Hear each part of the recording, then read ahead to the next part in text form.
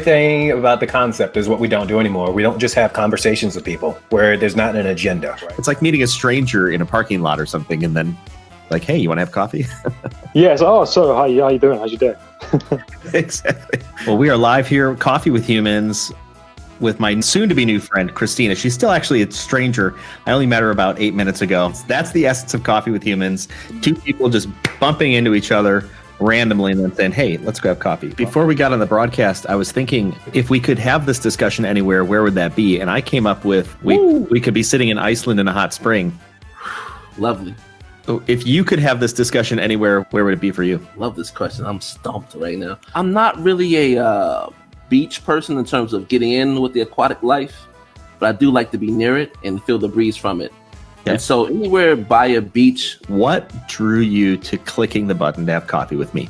Was searching and I found this one and it grabbed me, it pulled me in, and it just seemed, your podcast and Coffee with Humans seemed very welcoming, that you were really eager and enjoyed just making meaningful connections. Coffee with Humans is like Sunday brunch.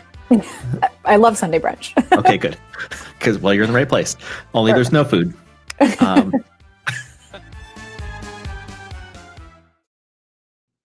We are live here with Coffee with Humans with my new friend, Scott Perry. Welcome to Coffee with Humans. Hey, Jason. Great to be here with you. I love your intro. Isn't that fun? Good. So two curious things about the intro. One is that hot spring in where's it at? Iceland. Thank you. I was going to say Ireland. I was like, no, that's not it. The hot spring in Iceland. Like 2 weeks after I put that intro together, I actually talked with a guy in Iceland, Eyvindur, and he says, no, that's not a hot spring. And I was like, what is it? He says it's runoff from a silicon production plant, and it's warm. It's also very healthy, apparently, for you, or is seemingly healthy because it's got no toxins. But it is definitely not a hot spring. But they do charge a lot of money to sit in it. It sounds like that's their story, and they're sticking to it. So whatever I know for them. Yeah, I think if it were in Ireland, it'd be a peat bog. You'd be sitting in a peat bog. I bet you could. I bet you could like dig down in there and just like sit yourself in. My people come from Ireland, and they have, yes. Really? Is it cold? Or is it like I guess peat moss is a good insulator too, probably, right? So you could probably sit in there and stay semi-warm. Peat is, as I understand it, what they would dig it up and use it as fuel for, staying warm. So it's packed with energy, evidently. Well, we're off to a good start. We also wore black today, which I appreciate that. Well, as I said earlier, I'm told that it's slimming, and I could use all the help I could get in that department. Yeah. Me too. So I'm curious, what drew you to click the button to have coffee with me? I was on that, I think it's called matchmaker.fm. I wrote a book recently. I've been looking for ways of promoting the book, and just kind of really delighted with all the connections I've made through that app. But what was on offer in your podcast was coffee. And I mean, let's face it, this endeavor of mine, Creative on Purpose, is fueled by coffee. And so I just, if you're a coffee drinker, you're a friend of mine, and chats over coffee are always entertaining. And sometimes they can be interesting, even inspiring. I agree. Yes. So on the topic of coffee, what sort of coffee have you made today? So I am drinking Sumatra I live within a stone's throw of a coffee shop in my little town in Floyd, Virginia called Red Rooster. And their Sumatra is the best Sumatra I've ever had. And I used to be an assistant manager in a Starbucks back in the day when it was the best coffee around. So I know a few things about coffee, and Sumatra is my favorite, and they do a really good job. You can find them online. Just Google Red Rooster Coffee and you'll find them. Now, Sumatra is a very dark roast, so it's a lot of richness to that, and maybe sometimes a little bit of bitterness. What do you gravitate towards the darker blends? I like bold, full-bodied. The roast any coffee can be roasted any way you like. They do a reasonably dark roast on theirs, and so yeah, it's bitter is a subjective thing. It's just rich, full bodied. People love it with cream. I'm a drink it straight up. No sugar, no cream. It helps me get where I need to go first thing in the morning, Jason. Let's just put it that way. Well, I'm an avid coffee drinker, and today I started off with coffee, a dark roast from a mocha pot, an Italian mocha pot, followed by Turkish coffee, real legit Turkish coffee from Turkey, boiled in a real not legit Turkish coffee maker. So it's kind of a medium roast with cardamom in it, and the scent from the cardamom and the flavor from the cardamom just comes through. I think it's delicious, but it is a bit of an acquired taste. Yeah, I've never had Turkish coffee. I just recently took on a client that's from Turkey.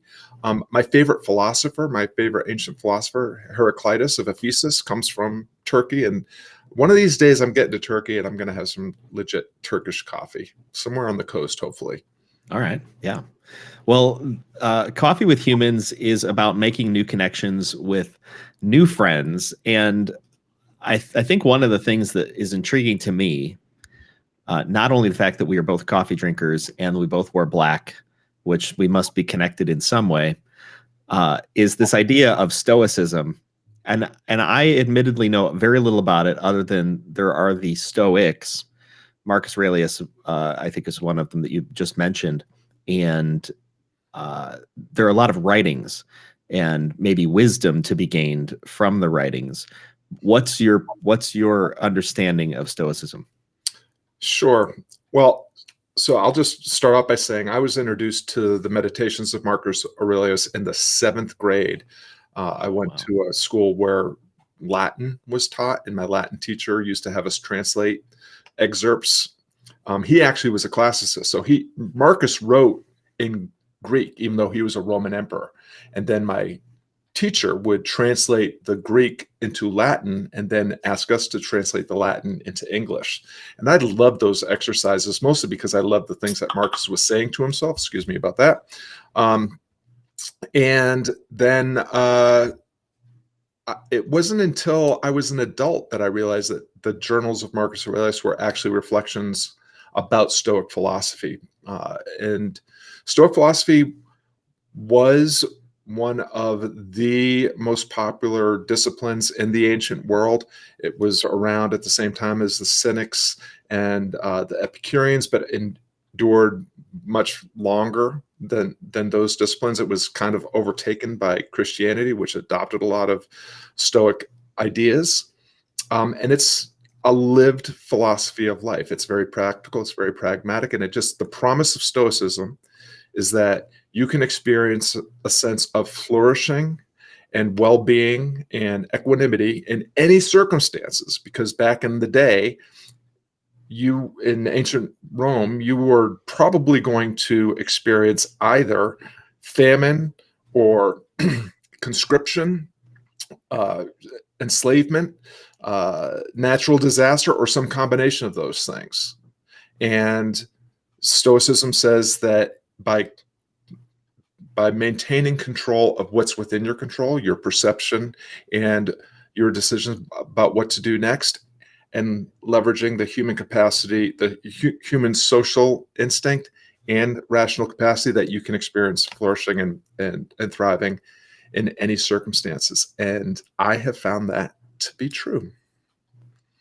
And this has gone on from this, or was built into you, kind of the foundation. It's in the 7th grade. In the 7th grade, the thing that was amazing to me, so what happened was my teacher would give us these passages to translate, and I would translate them, and then I would say, "Could I, please, sir, could I have some more?" And he got sick and tired of making these things for me to translate. So he said, here's a damn book. Take the book. And so I read that book over and over and over and over again. I never gave it back.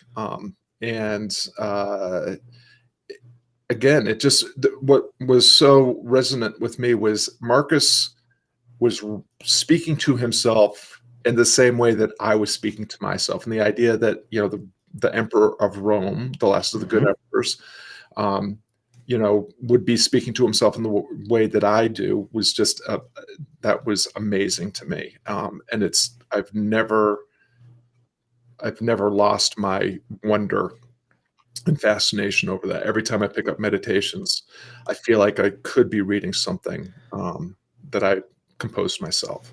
And that's kind of one of the keys that I think comes from reading the writings of people who've lived thousands of years ago, that they're just people. There are people just like us experiencing some of the same fears, some of the same hopes, some of the same dreams, and maybe expressing them obviously expressing them in a different culture and different languages, but the fundamentals of who or what makes us human are the same across cultures and across generations. I find the same thing to be true when I've read some of that stuff too. And let me run this by you, because this is, I think, fundamental to one of the principles behind Coffee with Humans. And that is that I think humans have 3 unique responsibilities, authorities, power, let's say. 3 unique powers. One is to name a present reality and a different future. We can describe it, we can name it, we can cast a vision. Nothing else on the planet gets to do that. It just exists. Humans have that capacity. Number 2 is to go about creating things, habits, stuff, to create that future. And number 3 is to destroy things that no longer serve us. Get rid of the things that we don't value anymore, the things that got us, this idea of what got you this far won't get you there. We can take things away. We can destroy them. And sometimes we destroy things out of negligence or ignorance. However, we can destroy things that just don't belong anymore. So the idea is to name, create, destroy. And I think that's one of the principles that you're talking about, or the encapsulation of some of the principles you're talking about, of if you're going to live your life on purpose, or create a purpose, you can name that purpose, you can go about creating it, and you can get rid of things that don't serve their purpose. Yeah, I love that. Yeah, so Stoicism was just answering the same question that all philosophical and spiritual disciplines were answering during the axial age, and that is, what does it mean to be human? What does it mean to be happy? And how can I be more of both? And it just so happens that in terms, they got a lot of things wrong in terms of the physics or the science, the way the earth works. But with the ethics, they got a lot of things right. And so Stoicism informs CBT, REBT, and positive psychology, and those principles are still in wide use today. I think so. I agree. So I've taken the idea that the Stoics, the Stoics say the defining human characteristics are our social nature, and they believe that you enhance your life most through endeavors that serve others, and our capacity for reason. Doesn't mean that we always act reasonably, but we have this capacity, this consciousness is what I heard in what you were saying. And I've added on that creative capacity as well. And creativity is always an act of destruction, because you are taking the status quo, whether it's external or internal, and you are breaking it so that you can create something. Usually the pursuit is to create something better. And so, once you build a better mousetrap, the mousetrap that you just improved is broken. It's no longer working. And so this is how progress is made. This is how humans are fascinating creatures, because we have this ability to hold 2 opposing ideas in our head at the same time. I'm sufficient and everything is sufficient just as it is. We love the status quo. We love to know where we stand and what's expected. And I strive to improve myself and my situation. And we're always toggling back and forth between these 2 kind of opposing ideas. And, our striving nature always raises what sufficiency means. As we strive, sufficiency pulls up alongside, and then we strive. And so, yeah, it's just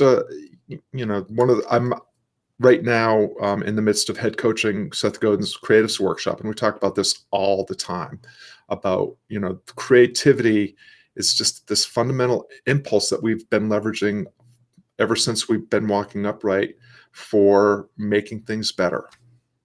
Creativity is a misunderstood word, I think. It's loaded, and I have experienced the misunderstanding of creativity.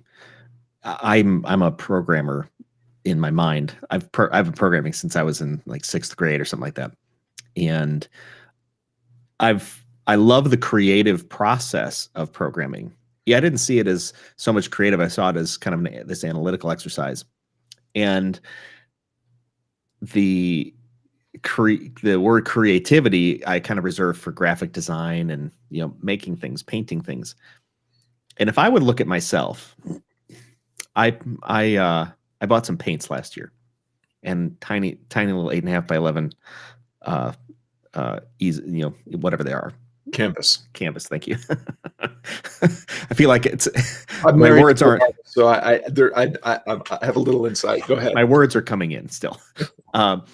So I've got this canvas, and I thought I'm going to paint something because I'm a terrible painter. And there's a quote. It goes something like, if there is a voice that is in your head that says you are not a painter, well then by all means paint, and the voice will be silenced. And I thought, well, okay, I can paint. Like, what's it mean to be a painter? And the thing that kept me from painting was I never felt successful in the adventure of painting, because I would see something in my mind's eye, and it would never come out my hand, properly. And it was sort of broken in some ways, right? And so that the thing I saw, the thing I called to being in here, which I saw so clearly, just couldn't get it out. And so I thought, well, creative people can think of ways of putting this stuff together, and sort of uncreative people can't. And I don't think that's true anymore. Mm-hmm. I think creativity is the connection and the creation of anything new that is unique and different. And it isn't, and we are all unique and different. And so everything that we might call into being is going to be creative in some way. What's your understanding of creativity in the scope of your journey? Yeah, so my brand is called Creative on Purpose. I've thought about this for a long time, and I've thought about it a lot. I've landed on a definition of creativity is just the human capacity to make change happen. If you're going to make change happen, why not make it a change for the better, which requires that you do it intentionally and on purpose. And so, you touched on something really important, which is first of all, back up a second. The scientific polling shows that less than 50% of the people worldwide, when asked about their creative capacity, deny that they have any. And so how many times have you heard somebody say, I don't have a creative bone in my body? Right. It's absolutely tragic that our education, our institutions, educational and occupational, have crushed the creative, our embrace and our willingness to leverage and engage our creative capacity. But that's done on purpose. And one of the things that often I am doing at the beginning of any work that I do with my clients is reminding them of their creative nature, of their creative instinct, and encouraging them to re-engage with creativity, with their childlike sense of wonder and playfulness, because creativity is how you move from being a non-talker to being a talker, from a non-walker to being a walker, from being a non-bike rider to being a rider, right? And so this circles back to this creative destruction that you were talking about earlier. You break what is, and you create so that you can create what can be. And the thing about it is, fundamentally, to be a painter, all you have to do is paint. There's no requirement that you have to paint at least as good as Michelangelo. It's just, you just have to paint. Yeah. And the thing about developing the skill and the craft of painting is you'll do a lot of bad painting before you do any okay painting, and you'll do a lot of okay painting before you do any good painting. And even the great painters will only, acknowledge that they only really get a good one, every once in a great while. But the pursuit is the thing that is the reward. It's not the result. You don't have to be able to paint the Mona Lisa to experience joy and fulfillment as a painter. It's if you're putting forth your best effort and you are, doing it with a proper motivation and with intention and with integrity and in the pursuit of doing it the way that only you can do it, that's going to be its own reward. You're going to get fulfillment and joy from that process. And that's all you're really entitled to. You may get results, but you may not. Yeah. One thing that comes to my mind is something I read about Shakespeare. I'm trying to find out what the statistics or the numbers were on this, but to your point of you write a lot of bad stuff before you write any okay stuff, before you write any great stuff, or you write a lot of bad stuff, or you cook a lot of bad stuff. Whatever it is that you're going to become great at, you were at first pretty terrible at. I recently did a video for this little private group I run, and I asked the question, hey, do you allow yourself pilot episodes? So in a lot of great television shows, if you look back at the initial episode, it was a pilot episode. It was just like a, hey, we think this is a good idea, and we're gonna send a flyer out there. And a lot of them are terrible, but some of them are okay.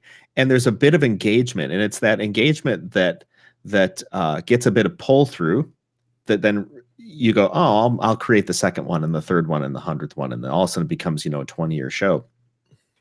But we don't allow pilot episodes, I think, sometimes for our own selves, to just know that, hey, this is a flyer out there. It could be terrible. And you know what? I'm going to accept that it is awful, because for me to get to the great, I got to go through the bad, because it is about that kind of perfection. If I can get a little bit better, a little more perfect, a little 1% better each day. And Shakespeare, the thing I tie this in with Shakespeare, Shakespeare, and I wish I could find the quantity of things that he wrote. You might know. He had 38 plays, containing 885,000 words, of which only a handful were any good, and most of them were awful. And you never hear about them because they're not worth talking about. Yeah.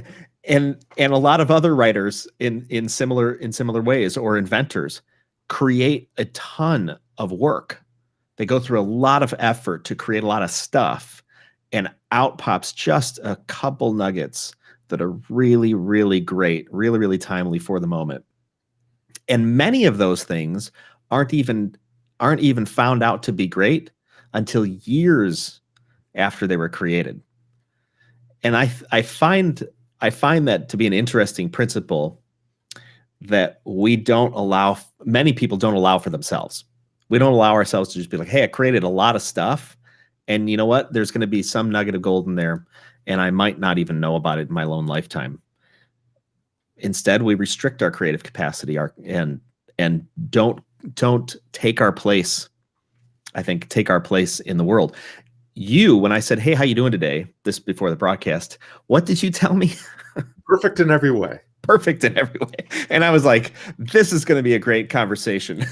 So unpack that. What are you talking about? Perfect in every way. Sure.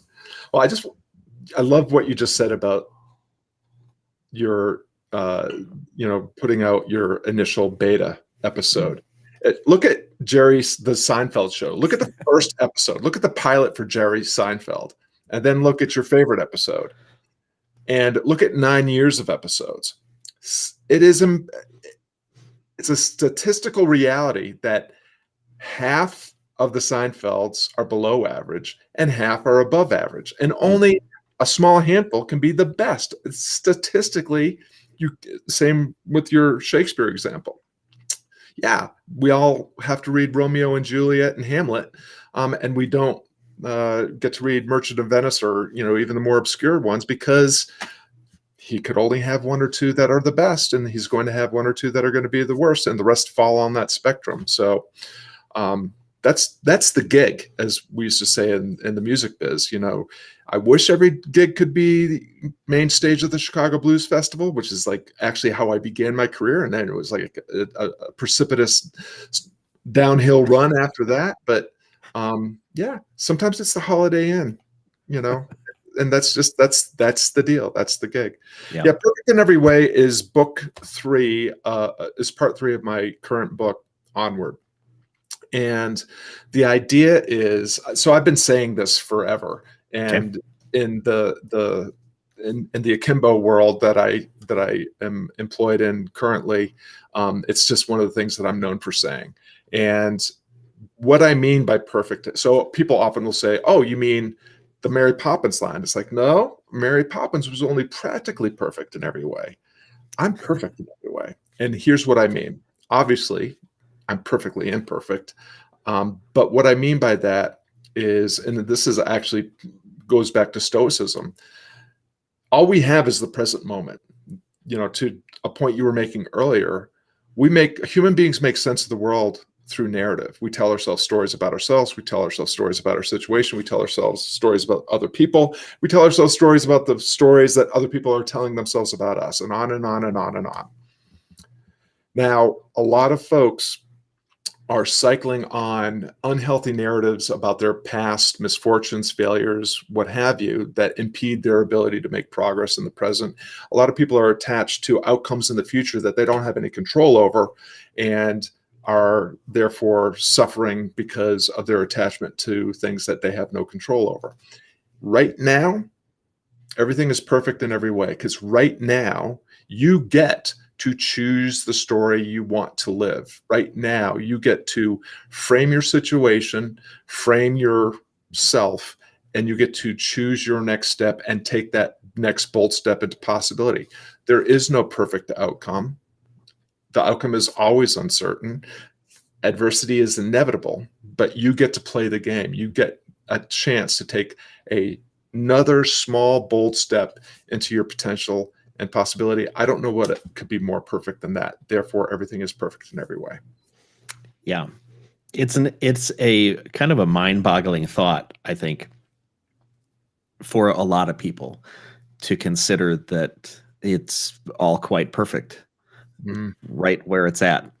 And I wrote what did I write? I wrote a article. I think it was something like, "You are exactly where you need to be." Exactly.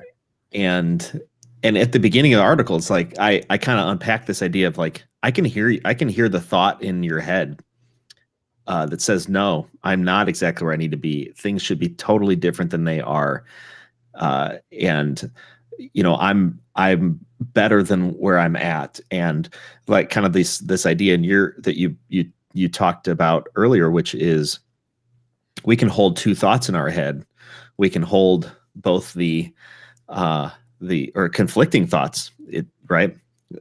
Thoughts that create tension. One of which, this is my present circumstance, but this isn't the way it should be.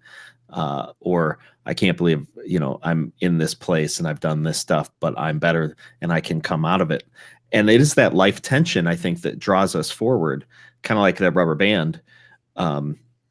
Scott Kelsey, friend of mine here's love the chat, guys. Glad it popped up and I was able to listen a bit. Thanks so much for watching. And if you're just joining us, we're chatting about Stoicism, life purpose, and living your legacy with Scott Perry with Creative on Purpose.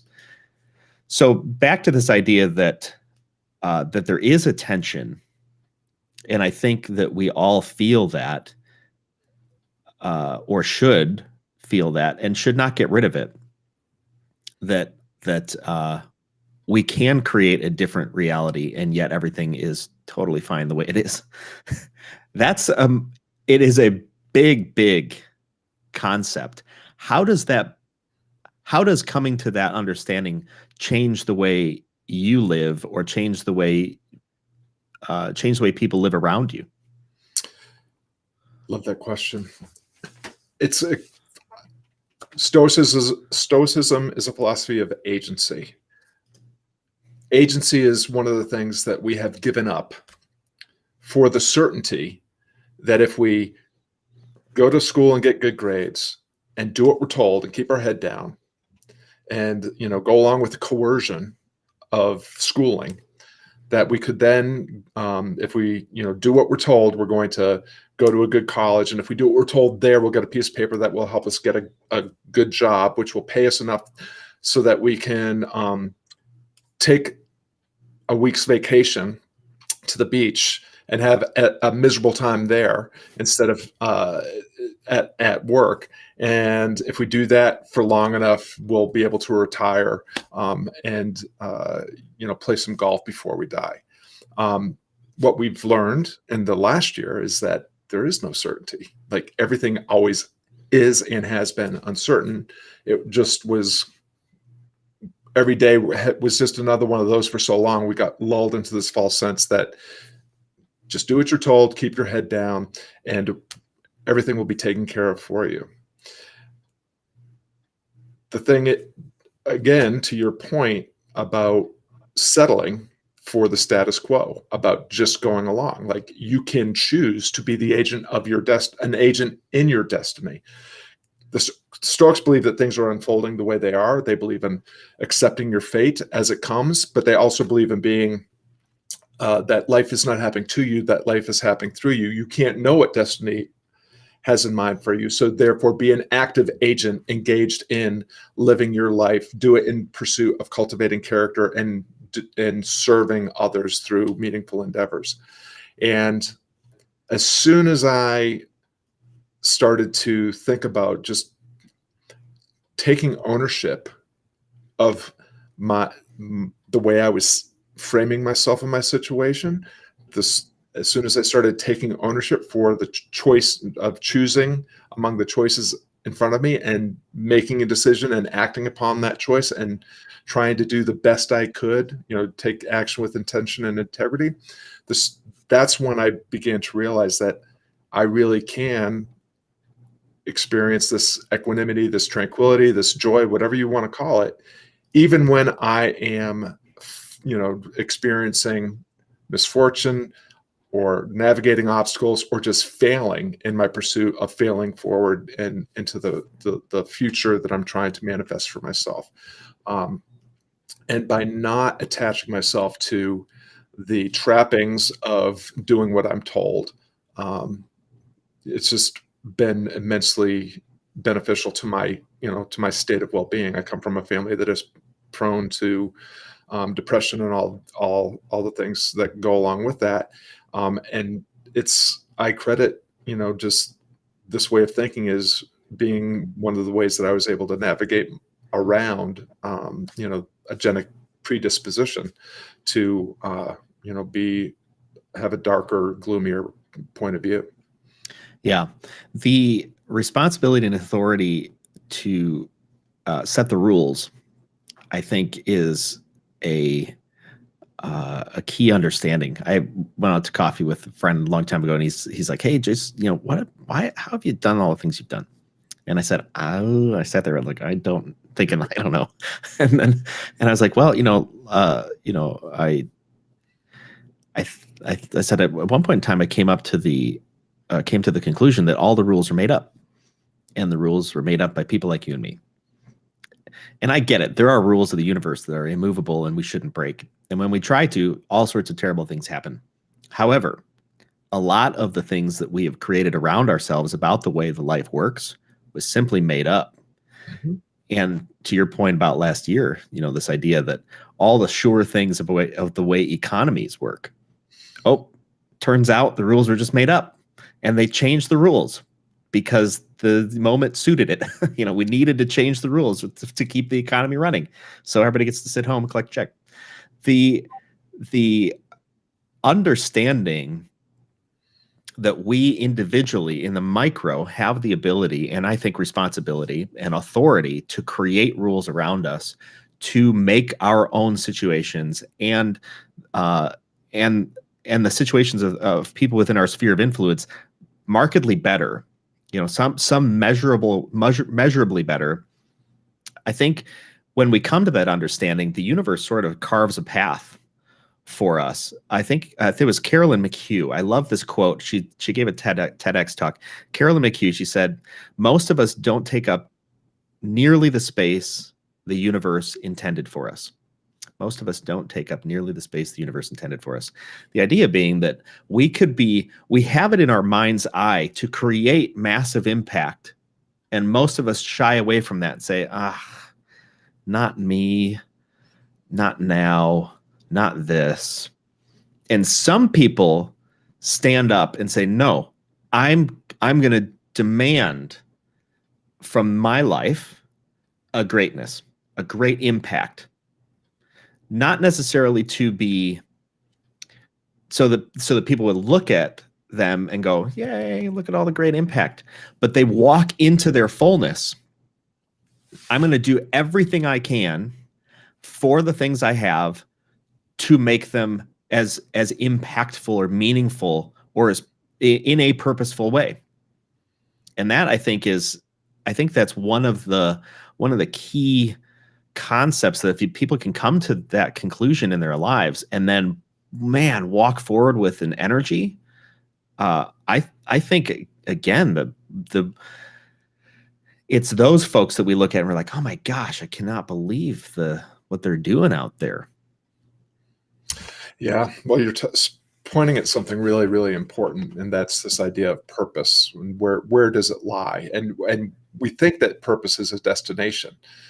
We think that passion is something we have to go out and find, and I thoroughly disagree with that. 80% of people asked to identify their purpose or passion respond with, I don't know. So this idea that we spread that you have to find your purpose and your passion is an invitation to shame to 80% of the people on the planet. That's deplorable.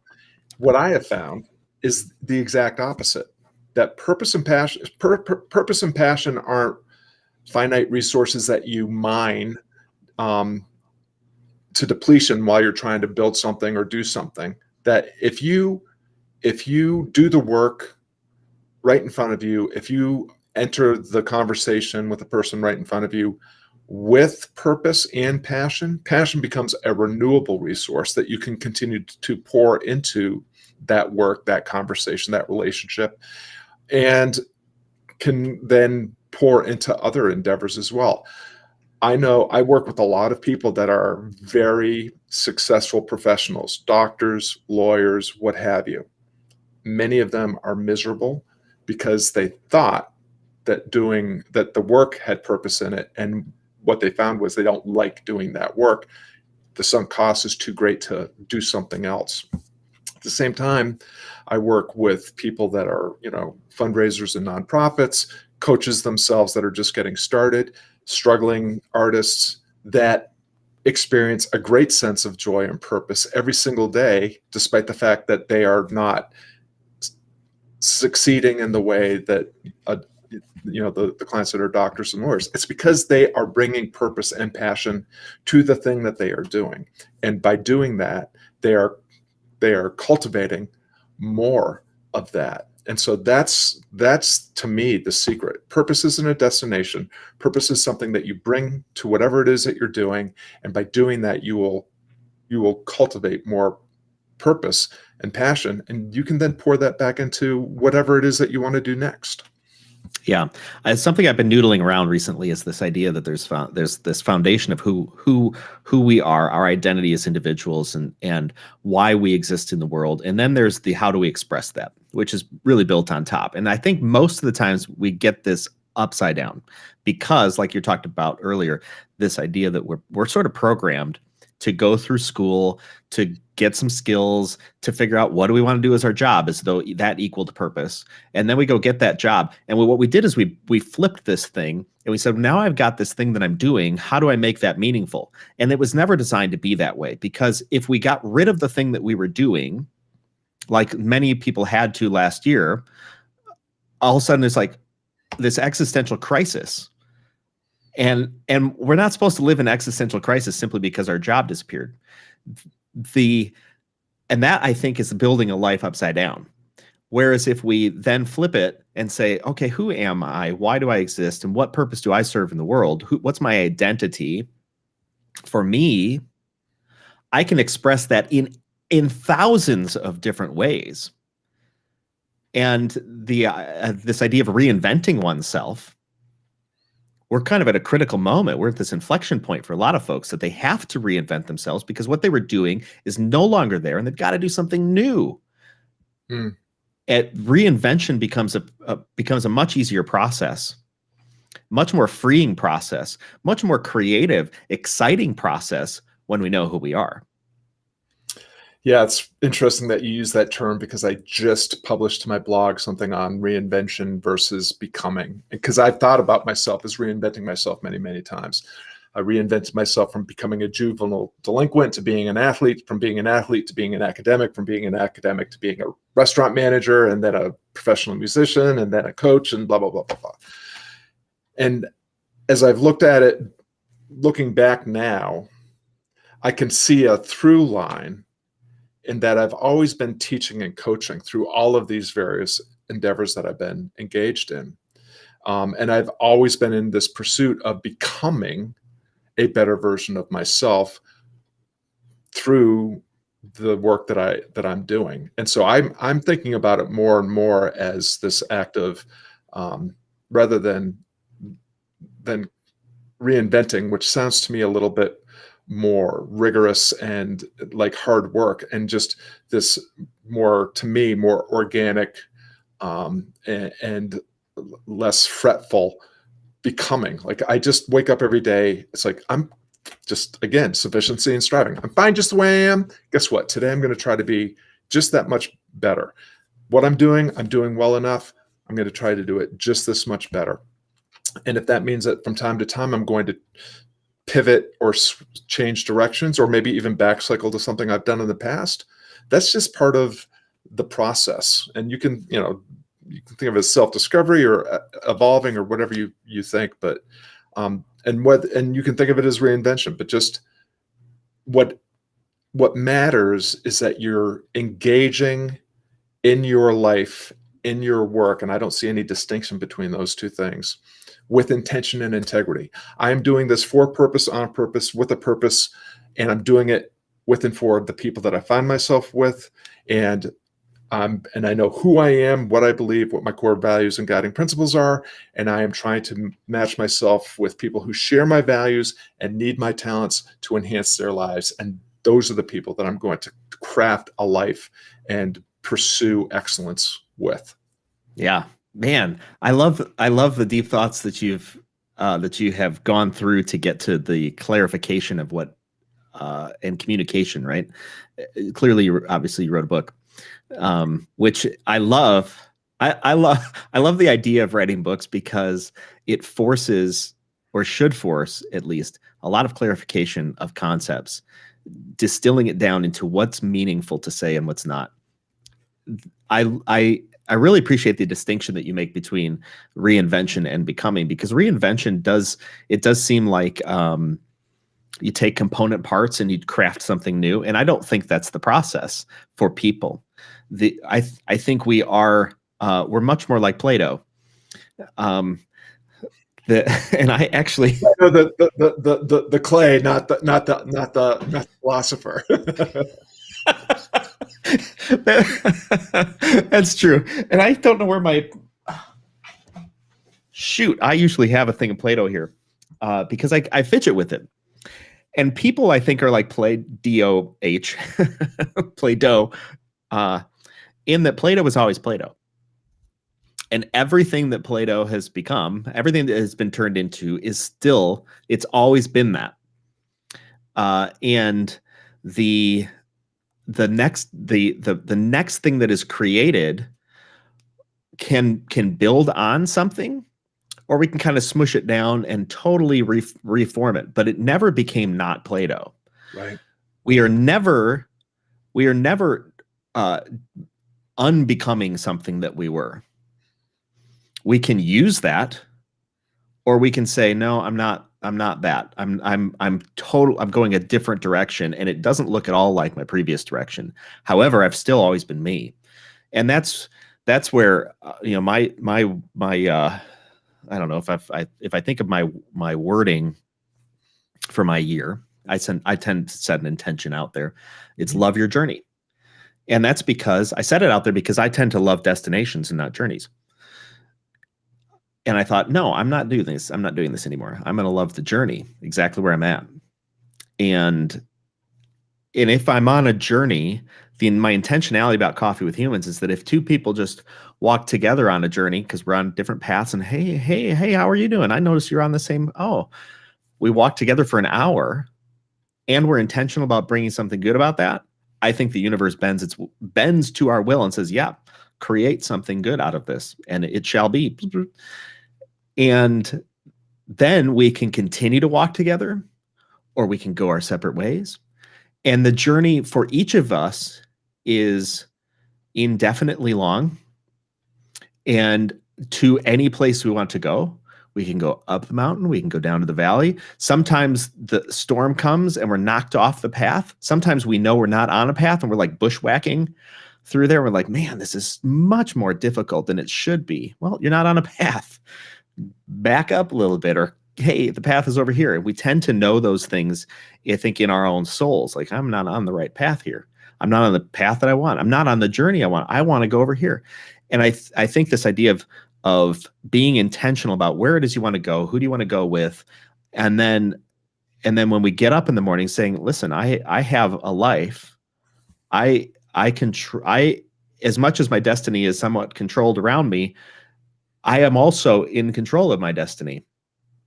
And if I at least set off with that intention, the Coffee with Humans thing, I make no bones about it. I absolutely intend for great things to come from Coffee with Humans. Every conversation I have, and it's never failed.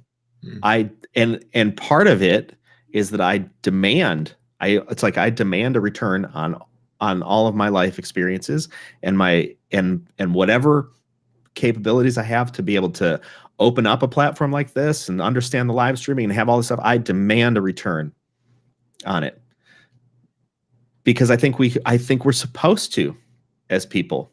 And I think that's what kind of the Stoics talking about. It's like, hey, craft this, become, make, create, and at the same time rest for a little bit and say, hey, it's perfectly great the way it is.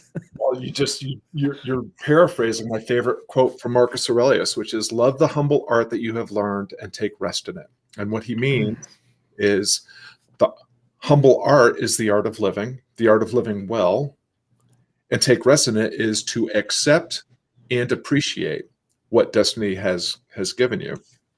And I think what you just said is a mic drop moment. I mean, we are agents of our destiny, and we are custodians of our experience. We get to have life go through us, and we get to decide how we're going to frame what's going on.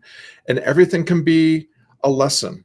Viktor Frankl, who wrote Man's Search for Meaning, experienced 7 Nazi death camps and experienced a sense of equanimity through that whole experience, and took it and turned it into the joyful exercise of making the world a better place through his writing, through his speaking, through his practice in logos therapy. I mean, what an incredible accomplishment, that even in the midst of that horror, somebody could continue to find the silver lining, find the opportunity to be a good person and to try to help his fellow human beings. And that's on offer for the most privileged of us, of which I am a member. And it's also available to someone who is experiencing the worst that humanity or the world can throw at it. And so, the sooner we all start to accept responsibility for our thoughts and actions, the sooner we can all start to recognize that we have this model that opportunity and resources are scarce, and everybody better, if you have a chance to grab them, you better grab them at the expense of somebody else. The truth is there's an abundance of opportunity and resources, and if we apply ourselves to that and accept that and work harder at making more opportunity and more abundance available to more people, the world will just get to become a better and better place. This is one of the great things about the internet and all these powerful digital tools. Everybody has access to the wisdom of the entire world, going all the way back to recorded history. We all have that. If you have any kind of device, you are connected to the totality of the experience of humankind, and you can leverage that for whatever purpose you want. Why not leverage it to enhance your own life and the lives of the people that you find yourself surrounded by? I love it. That's awesome. Well, Scott, how do people get in contact with you to take this conversation further? It used to be that you could Google Scott Perry, and there I would be. Then I did. Oh, well, and so who did you see? The basketball coach or the politician? I came up with creativeonpurpose.mykajabi.com. Well, actually, you can just go to creativeonpurpose.com. I finally whitelisted that domain. Awesome. Yeah, if you put Scott Perry and Creative on Purpose in a Google search, you'll get to Creative on Purpose. And we're having a great time over there. We have lots of resources that are speaking to all the things that you and I have been speaking about today, Jason. And there is, coaching and community on offer for those that want to take a bolder step into their potential and the difference only they can make. But yeah, would welcome anybody taking a look at what we're building over there. Awesome. We're having a good time. Great conversation. I love it. And I trust that great things have come from our time spent together for all of our viewers and listeners. Yeah, thanks, this was Scott. really fun. Appreciate it, Jason. Thanks for all you do and the difference you make. All righty. We'll chat soon. One of the things I love about Coffee with Humans are the raw conversations I get to have, meeting new people just like you. If you or someone you know should be on Coffee with Humans, go to coffeewithhumans.com. Remember, the only rule is no sales calls.